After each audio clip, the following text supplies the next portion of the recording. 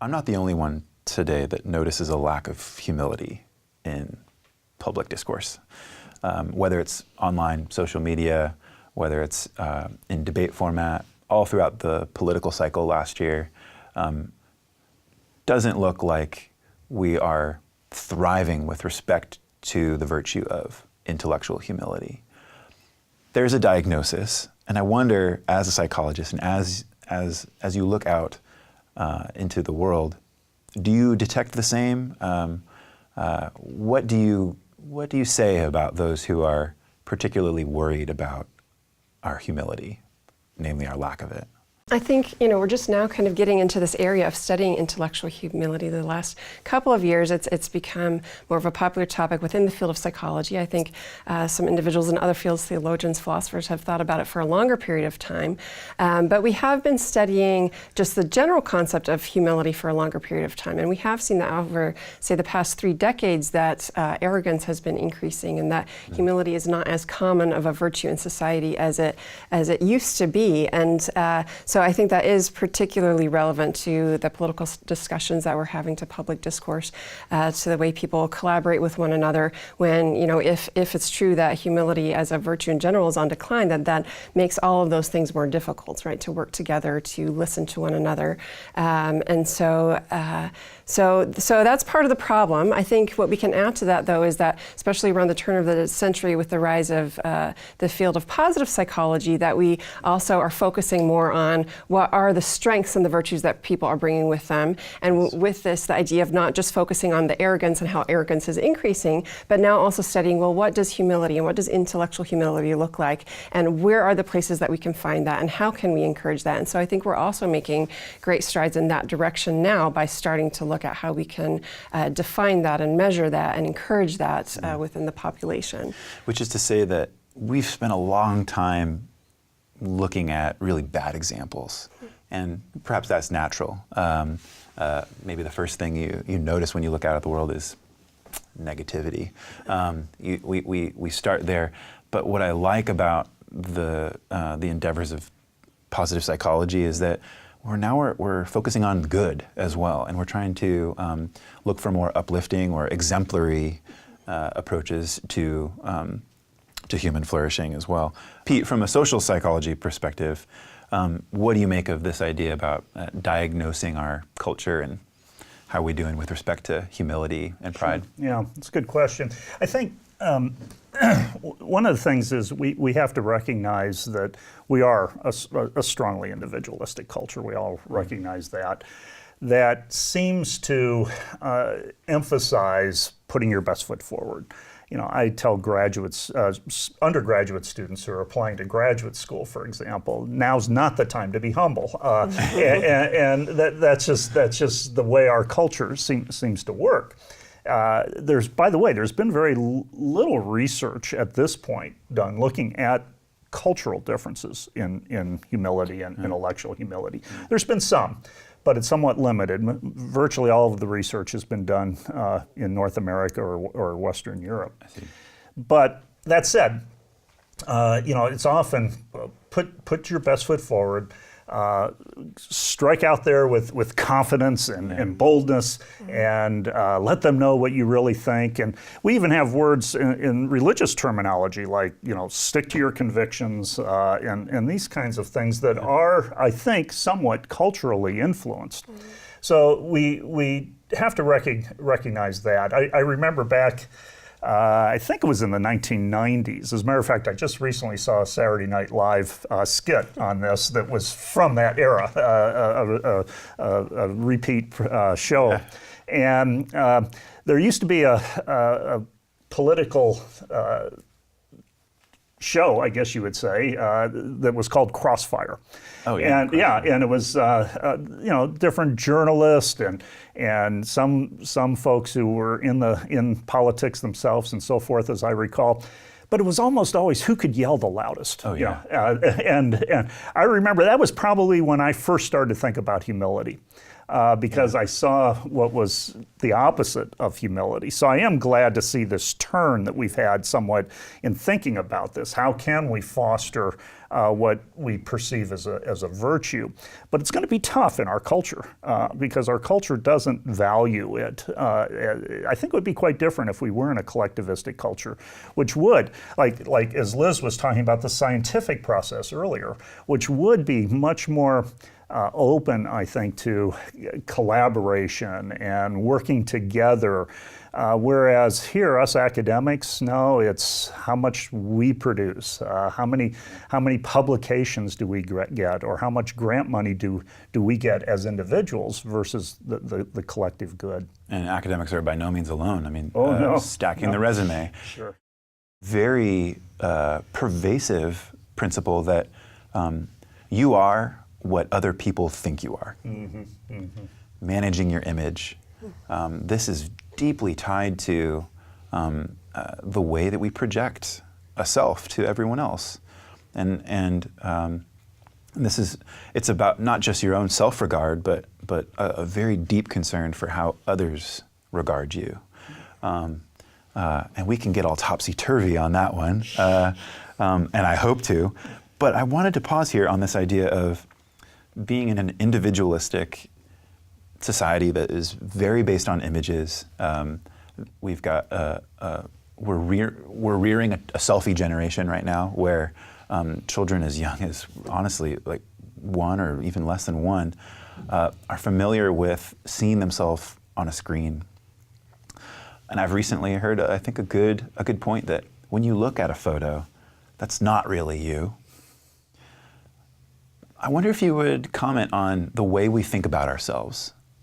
If there is this lack of humility, what we're talking about when we're talking about humility is regard for self to some extent. So I wonder if you'd comment on what is the proper approach to thinking about the self? What would a healthy, flourishing self perspective be? There is a popular slogan that perhaps many people are familiar with. I think it's attributed to C.S. Lewis. And that is that humility is not people thinking less of themselves, but they think of themselves less. Yeah. And that's good. What I think is being suggested there is that it's not that we're not mindful of who we are. Okay, mindfulness is something that we hear a lot in psychology today, and I don't think humble people are necessarily less mindful. What I do think is that there's kind of a sense of a detached awareness, perhaps, that they can tend to see themselves as an object, maybe as other people see them. In fact, there's an old term attributed, well, you can tell it's an old term just by the term itself. It's called the looking glass self. It was coined over a century ago, that we often see ourselves as we're in a mirror, looking in a mirror, and the image that we're seeing is how we think other people see us. And so, yes, impressions are very important, and we want to put out good impressions and so forth. But there is this natural kind of social comparison process. I often tell my students, my first grade in graduate school was in a stat class, and it was a 65, and I felt terrible because I never would get grades like that as an undergrad, and I was wondering, am I up to this, and so forth. So then the teacher wrote up all of the grades on the board, and now this doesn't sound very humble, but my 65 was the second highest grade in the class. Suddenly, that looked good. You know. Why? Because I was just suddenly engaged in a social comparison process. Yeah. And he explained that he gives hard exams, and the average is designed to be a 50, and that's just the way he operates. But suddenly, how my self-image changed so much, because suddenly I saw myself relative to others, and I'm above average. You see, and that's another thing that social psychologists often talk about. We like to see ourselves above average. We don't see ourselves so far above average that it's unrealistic. but we don't want to see ourselves below average either. It's a nice balance between sort of being self-accurate, but also feeling good about yourself. It's the Lake Wobegon children. That's exactly what it is, yeah. Right. Every child is above average. That's right. Liz, with respect to this idea of managing self-image, I wonder if you would just comment on what you observe in contemporary society, the way people interact and are so very concerned to manage another person's impression of them. Yeah, I mean, I think that that's such an interesting topic to think about in terms of what does that do for a person, for their own mental health, to constantly feel like they have to be managing their image. It's like a full-time job, right, to keep up with that. Yes. And I think we've talked about the idea of the fact that we're in such an individualistic society, but I think this strengthens that so much more because it really is isolating to be connected to your devices rather than connected to other people. And I think that is part of the issue that we're facing with people who are so concerned about what other people think of them, but not the real other people, the other people who they're connected to, their Facebook friends, right? Not their real life friends who are the same people, but they're like this different version of these other people. And so I think that is something that is a real challenge for our society right now.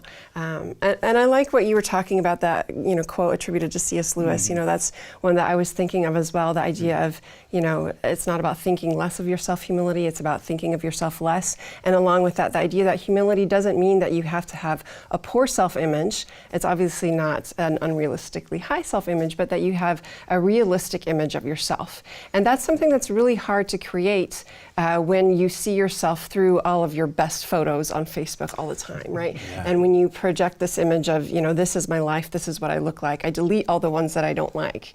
And so it's hard to be honest with yourself, I think, when you're trying to project a certain image and not being honest with the world, when you spend so much time on that. And so some have even defined humility itself as just complete honesty with yourself.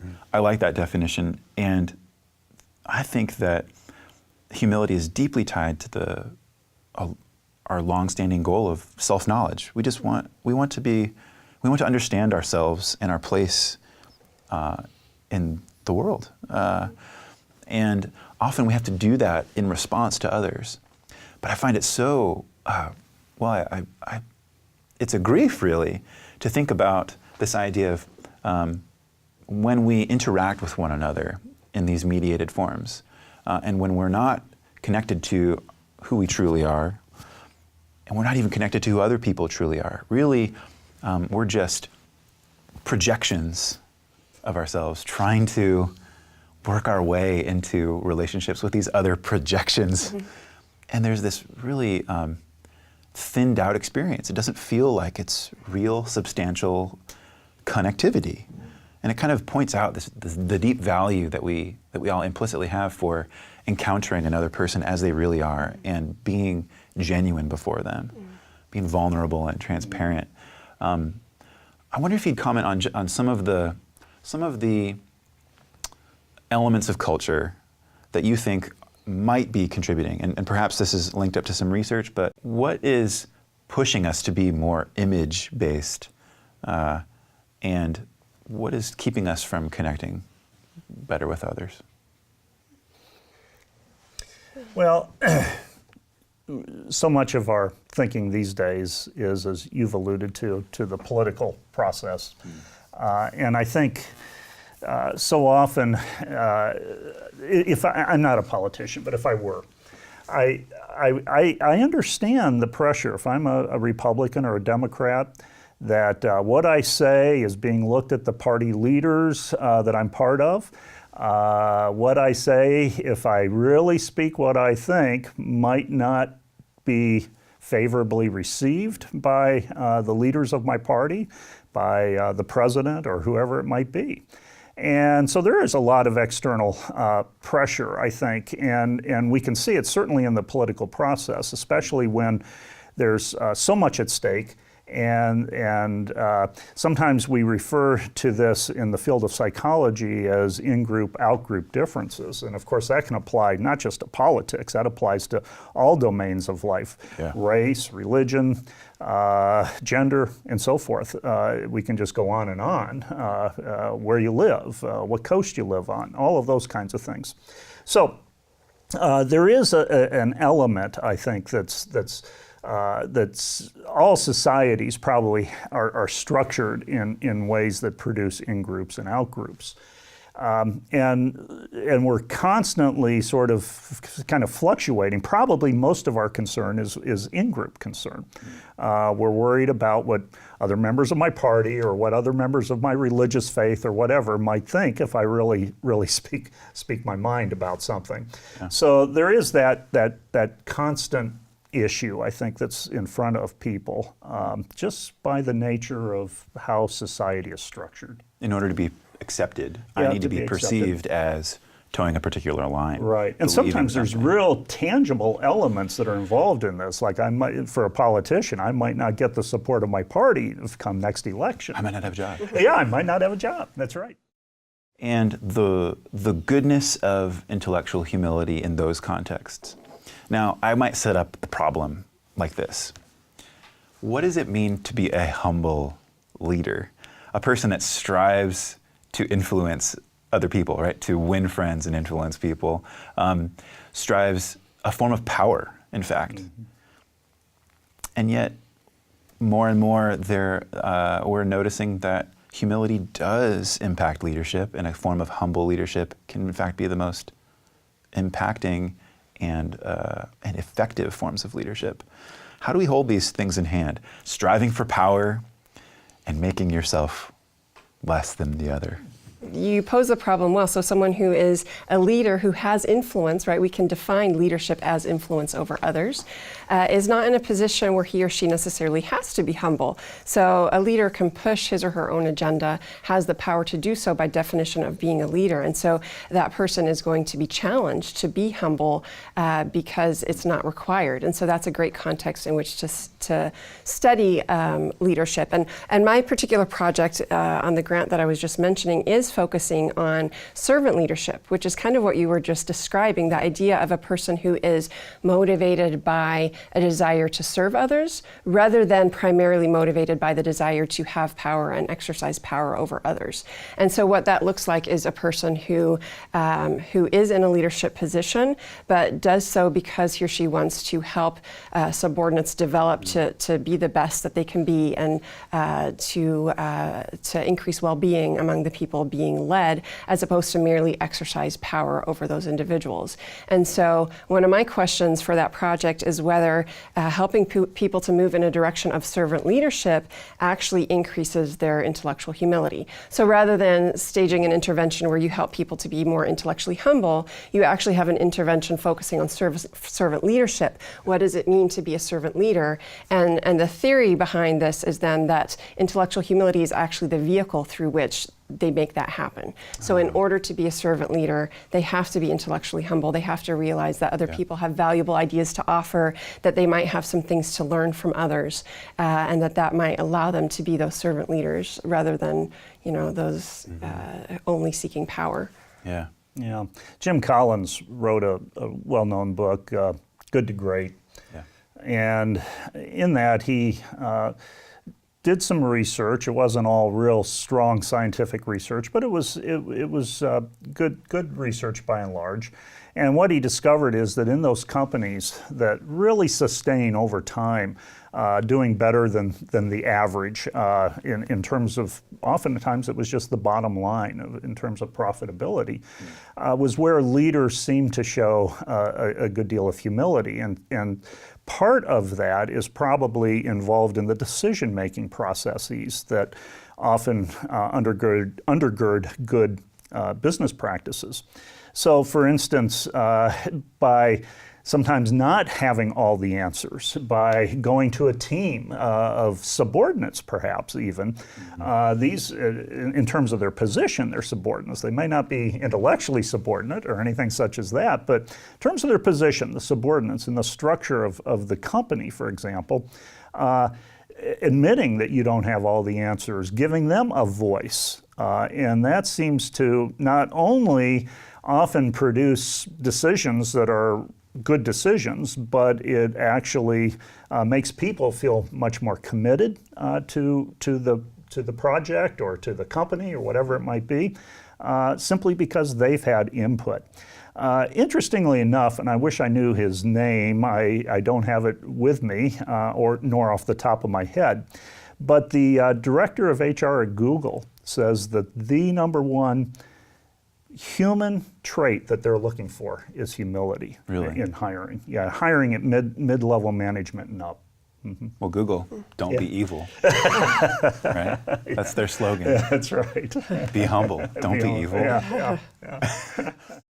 Leadership is pretty popular in Christian circles. I mean, in some sense, what I get, or what I got from it, kind of in my youth as a Christian, was that every Christian was supposed to be a leader. And I wonder if you might comment on what it's like to have a room full of leaders, and how humility can facilitate a process by which all of these people, which are geared toward influence and leadership, they might actually operate as a group.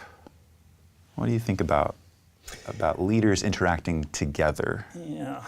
So often it depends on what Liz alluded to a little while ago, and that is your understanding of leadership. If it's servant leadership, if everybody has that attitude, leaders operating together can be a very effective tool. If, on the other hand, it's a power struggle, then of course it's very ineffective. So I think we have to investigate and think about, well, really what is leadership and what is my motive for being a leader?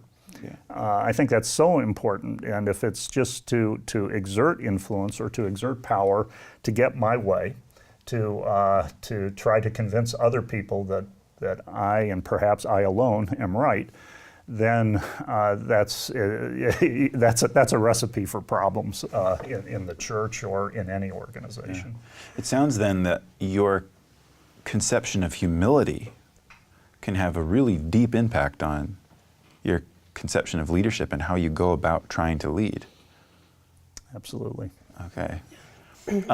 Liz, you've been looking also at some studies where you were looking at a nationally representative sample of U.S. pastors and comparing them to other people and thinking about their intellectual humility with respect to others. So are pastors more or less intellectually humble than other people? So that project was actually a Barna Research Group project where they collected this great sample, nationally representative sample of U.S. pastors, where they looked up all of the churches with addresses or email addresses or phone numbers, and then also got a random digit dial sample of U.S. Adults.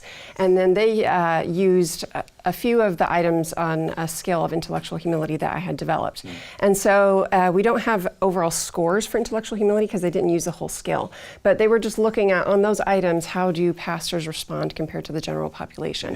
And for the most part, pastors were on par or even were expressing slightly more intellectual humility than the general population.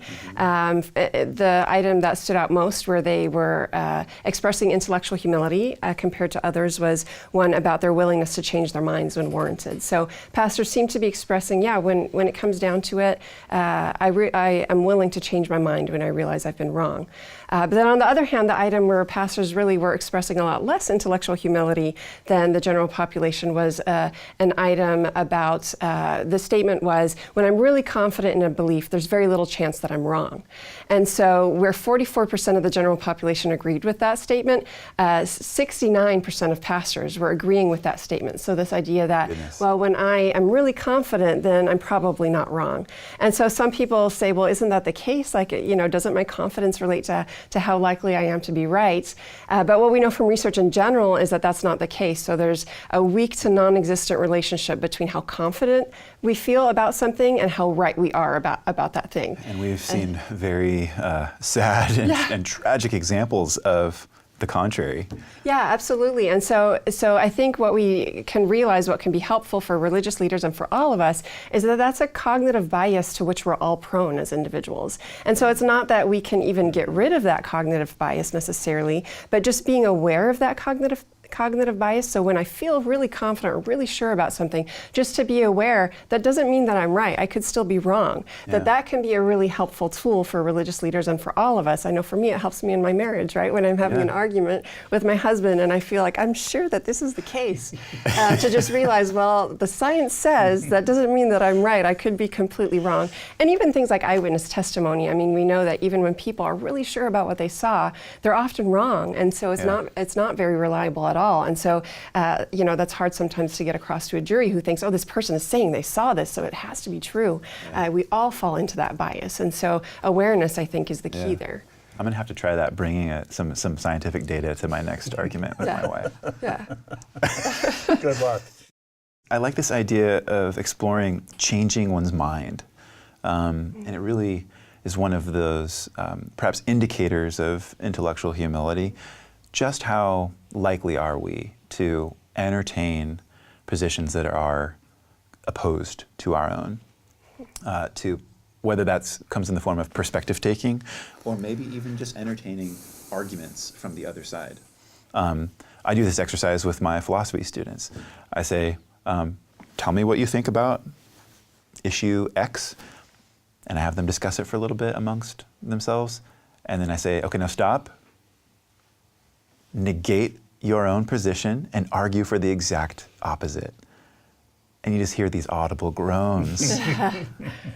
And rightly so, because, well, that's what we believe. We find ourselves believing a particular thing.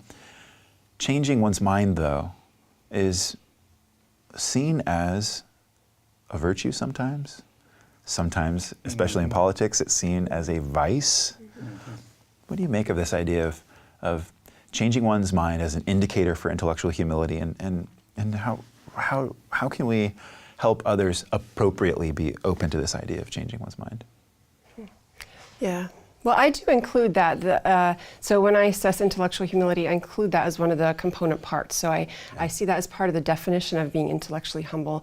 We can also think of it as open-mindedness in general, which is a similar construct. Yeah, it's connected to humility. And I think it's an individual difference. I think that that's something that some people are more prone to doing than other people. And as you mentioned, sometimes we see that as a great strength, but sometimes we see people as being wishy-washy or being weak when they change their minds. But I really think that it is a strength. And that's an individual difference, and that no one is always going to be open to that, and no one is always, going to. It can cut both ways. So we got to see what is someone's characteristic way of being. I think that sometimes in our discussion of humility, it can kind of come across as, well, you shouldn't have strong beliefs. You shouldn't have convictions about something. How can we be humble about our convictions? Yeah, and I don't think that humility means that. I think that you still, we have to have beliefs. We have to have convictions in order to make sense of the world. I mean, it's our lens. It creates coherency to our understanding of the world, and this seems to be right. The question is, how open are you if there are compelling arguments, if there are compelling reasons that are justified, other equally intelligent, maybe even in some cases more intelligent people who have a different way of understanding and seeing? And how open are you to even considering that? I think that, not that you'll necessarily change, but it's the openness to other information that I think is the key marker or indicator of humility. In the area for pastors and other religious individuals, Christians, you have beliefs, and those beliefs drive your faith. Are you not even willing to even listen to somebody who might have a different belief? If you're in discussion with that person, are you only thinking about what your answer is going to be? Right. And I think that would be an indication of perhaps low humility. Doesn't mean that you have to be convinced by that other person, but that you are willing to consider. And it seems like a closed-mindedness like that can even be an inhibitor to seeking the truth. In our contemporary context, most people consider humility as a virtue. Humble people are praised and well regarded. We gravitate toward them.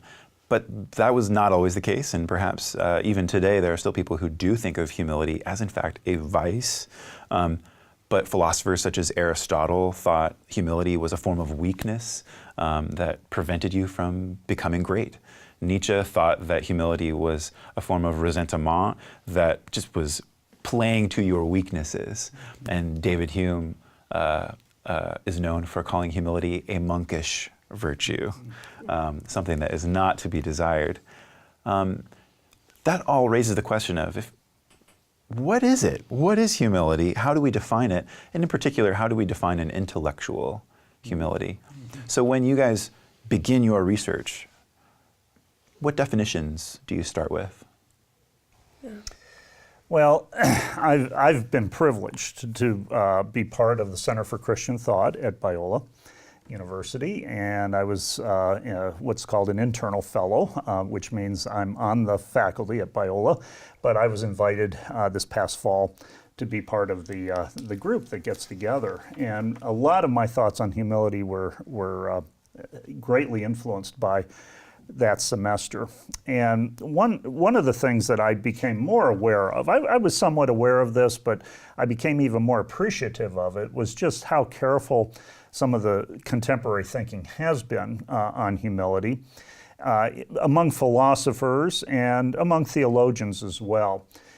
So it seems like there's certain dimensions, if you will, or if you want to, actually the philosophers themselves would say, no, we've got to get at the core of what this means. And I see as psychologists, we're a little bit more, maybe I should say, functional about it. How does this operate in our lives? But they're really trying to get at the core. And a couple of things that came out.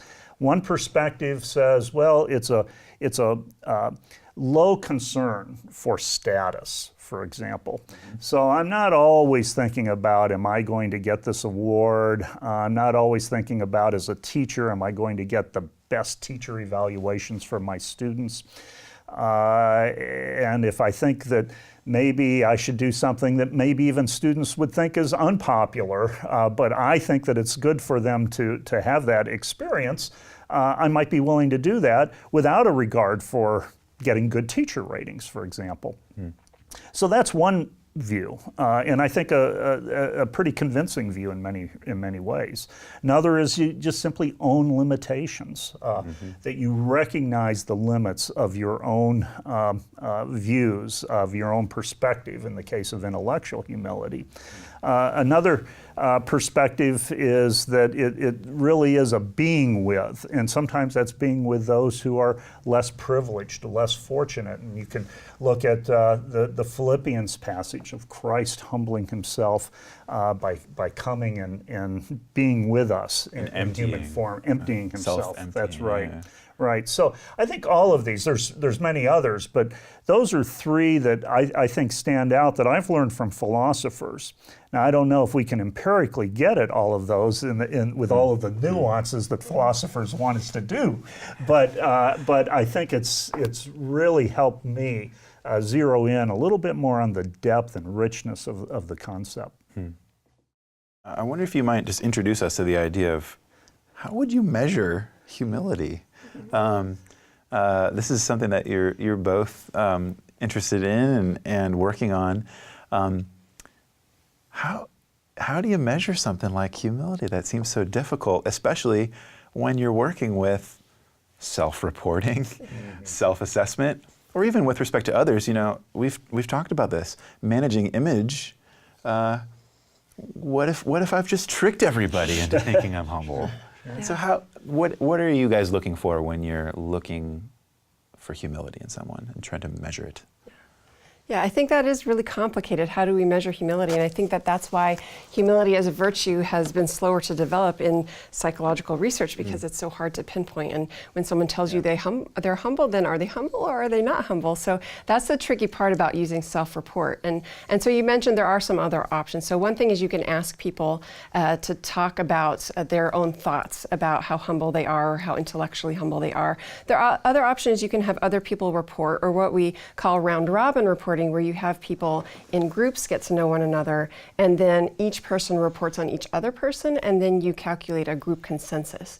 And so that's something that's a little bit more helpful than just having one other person observe, because intellectual humility can be very difficult sometimes to observe in someone else. And so what I like about the self-report aspect of it is that you can get at some of the intrapsychic underlying thoughts and opinions and motivations related to intellectual humility that on the outside might just look like someone being friendly or someone being introverted or someone being tired. You know, we know that other report from some research sometimes confuses different constructs with intellectual humility versus the person themselves maybe has a little bit more insight into that. So I think the gold standard is to use multiple methods. So I ask people a variety of questions, you know, getting at describing how you think of intellectual humility, having people rate that, but then also having other people report and using kind of the group consensus reports for intellectual humility, or humility generally. Yeah. Pete, what do you... Well, one thought that came to my mind actually when you were talking, Evan, about when you give this little exercise in the classes that you teach, would be to, once students groan about having to present arguments for the other side, have them right then assess, well, how strongly do they resist this? Yeah. And again, it's a self-reporting, but it might be a little bit more of a subtle self-reporting. We're not asking now directly about humility, but we're talking about a marker of humility. And so if we can be creative, and there are some creative attempts to try to find what are some ways in which humility should be playing itself out. And so little things like that. We've thought about all sorts of things like, you know, how many trophies does a kid keep up in his room, or how many diplomas do we keep on our walls, whatever it might be that might be indicators. We're not convinced that we're really getting at humility yet with all of that, but at least we're thinking about it. Right. Yeah. We have evidence that we like humble people. People see this as a virtue. Now, it may not always play out as a virtue, but people, by and large, see it as a good characteristic, a classical strength, if you will. Yeah. And I think that it's so important, not only because people like it, but because it's kind of like a social oil, if you will. Yeah. It greases the interpersonal machinery. Yeah. When you're around somebody who's arrogant, I don't know about you, but I don't want to be around them that much more. I want to avoid them. Shut down. Yeah, we do. We shut down. And that's not conducive to working out problems. That's not conducive to decision making. It's not conducive to running a government, running a company, or running a church. Yeah, it allows us to operate only with the images that we're projecting. It allows us to only operate with assuming certain things about ourselves that might be just false representations. Mm-hmm. If we're really concerned with the truth and we think that the truth can in fact be effective, and I would say yes, it's good for that we use facts, and it's good that we seek truth in all of these societal contexts. Looks like it's surprising that we're getting by if we're so arrogant. Humility might be this absolute essential thing to get people really working together and working with one another. What else do you see? I mean, Liz, you look at kind of pro-social behavior that kind of emerges from being intellectually humble. Yeah, what if you'd speak to that? Yeah, well, I think that it is so relevant on all levels, the individual level, but also the interpersonal level. Yes. And so one of the things that I was looking at is how intellectual humility relates to being altruistic, being benevolent towards others, having a universal perspective that really values all people and even nature, and being less power-seeking, so having less of a desire to domineer over others. And so intellectual humility was related to all of those things in the directions that you might predict. So being more benevolent, being more altruistic, being less power-seeking. And what it seems like is that that may be occurring through perspective-taking and through empathy. So both kind of the cognitive and the emotional forms of empathy, having empathetic concern for others, being able to take another person's perspective. The intellectual humility might be a precursor to those mental abilities and those emotional abilities that have already for so long been established as being related to these positive outcomes, like being altruistic, helping others, caring about others, putting other people's needs first.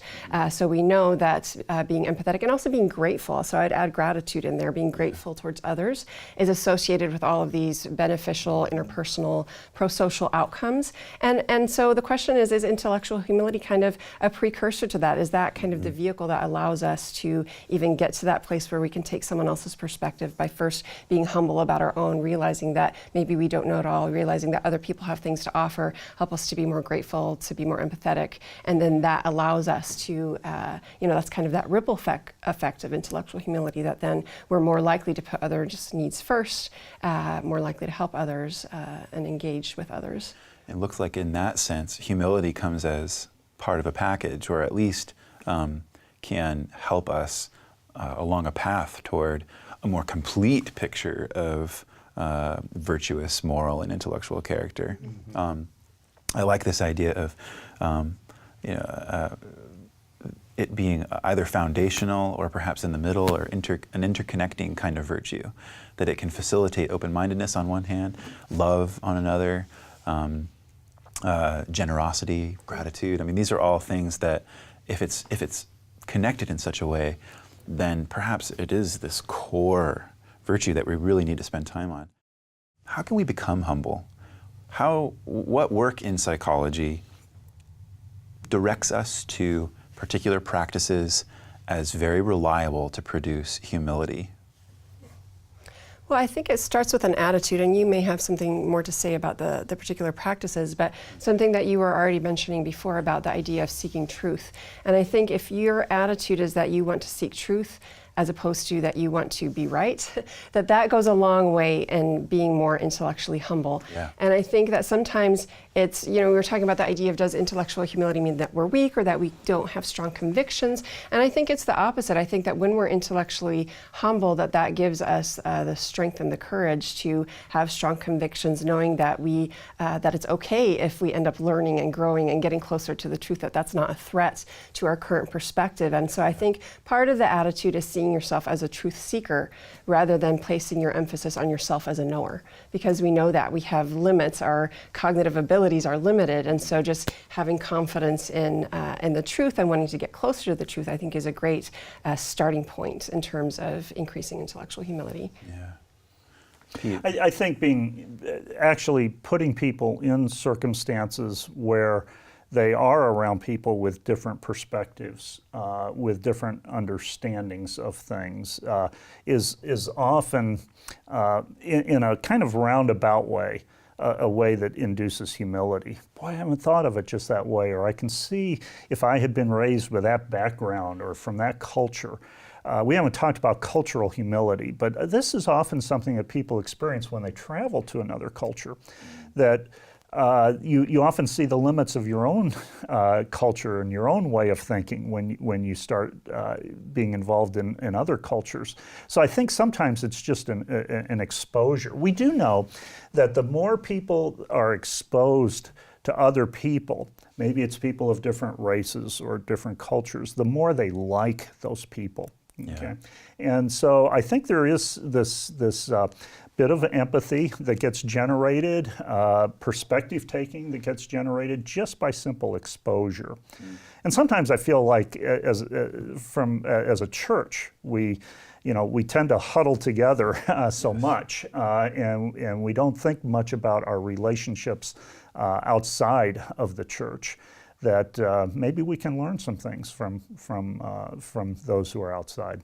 Yeah, in that sense, this idea of getting out of your comfort zone, pushing yourself into even possible conflict,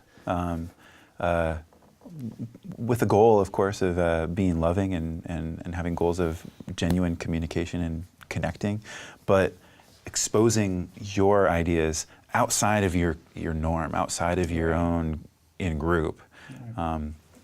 That looks like that might. Yeah, and at the produce same humility. time, I'm a little skeptical. Yeah. And the reason is that, for instance, I think an intervention that's designed to make people humble, I'm not so sure that's going to work. First of all, there can be such confusion and misunderstanding of what humility is that people think they're getting more humble when perhaps they're not. And so I think we have to be very careful. I think it would have to be much more subtle. So the example of exposure to other people is a subtle way that might help develop humility without it being an explicit goal in and of itself. Thinking about the goals of humility, really. If my goal to become humble is really just so that other people will think I'm so humble and like me more because of it, that suggests that I don't think, or that suggests I don't understand humility. I don't understand the goals of it. I don't understand the point of being humble. I'm going to ask both of you to reflect here in conclusion about why be humble? What are the goals here really? What is it aimed toward? Yeah, I think this circles back to what we were talking about before about definitions of humility. It doesn't mean thinking less of yourself, but thinking of yourself less. And if that's how you view humility, so it's not about, oh, let people think how humble I am, it's about how can I shift my focus to things outside of myself, right? And just think of how much you're free to help and serve and make a difference, make an impact when you're not focused on yourself, when you're focused on a greater good or a goal or helping someone else. And so I think being humble allows you to get there. So for that reason, I think it's pretty important. Yeah. Yeah, and I think one element of humility that we haven't touched on, and earlier when I was giving some different views, owning limitations and so forth, one of them I think is, seeing yourself as part of the bigger picture, which I feel that sense of transcendence, which is part of the Christian message. The world is not centered around me. There's a much bigger issue. Sometime I'm going to pass, and they'll say nice things, maybe at my funeral, and then life goes on. And I think that seeing where your particular role is so important. And so it comes back to the point that Liz was making earlier, and that is, really, what is the motivation? Is it to seek truth? Is it to really gain understanding? Or is there some sort of ego investment that's here? And I think if we can take some inventory about that issue, I think the world would be a better place, whether it be politics, in the church, in the workplace, wherever it might be.